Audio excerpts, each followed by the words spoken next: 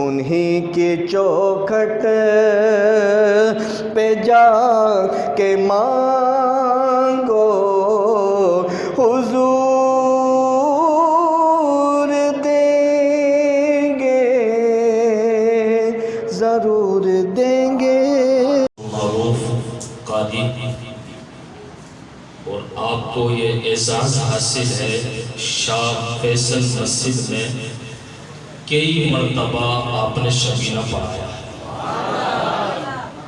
اعزازات تو بہت سارے ہیں، وقت نہیں ہے میں سب کا نام دے سکوں بتا سکوں، اور اللہ نے بڑے مقام سے آپ کو نوازا۔ میں بڑا ممنون اور مشکور ہوں کہ وہ دعوت پر یہاں تشریف لائے۔ بہت جلد آپ ان کی تلاوت سے لطف اندوز ہو گئے۔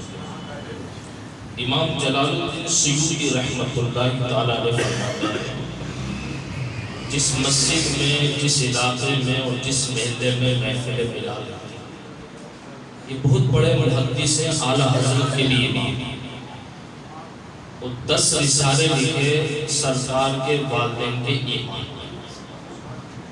کام کرو گے انعام ملے گا، اور بندہ کام کرتا ہے اپنی طاقت کے مطابق، وہ انعام دیتے ہیں اپنی شان کے مطابق۔ امام جلال الدین سیوطی نے 10 رسالے لکھے سرکار کے والدین کریمین کے ایمان پر کہ وہ مومن ہیں اور جنتی ہیں۔ بارگاہ مصطفیٰ سے انعام کیا ملا؟ 72 مرتبہ سرکار نے جاگتی آنکھوں سے اپنے دیدار سے مشرف فرمایا۔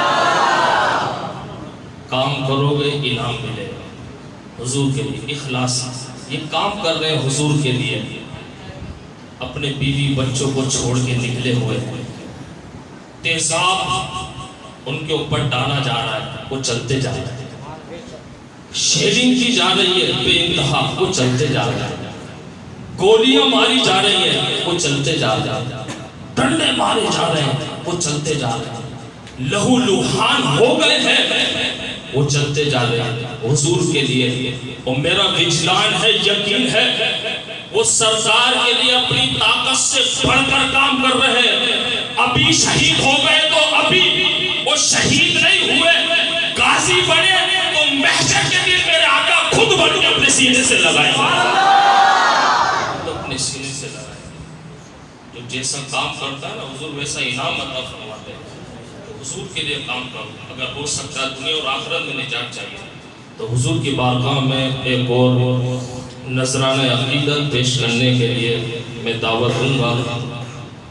شہر کے مشہور و معروف نعت خواں ہمارے مہمان حضرت مولانا قاری آصف ظہوری صاحب کو کہ وہ تشریف لائے اور بارگاہ مصطفیٰ میں نذرانہ عقیدت پیش کریں۔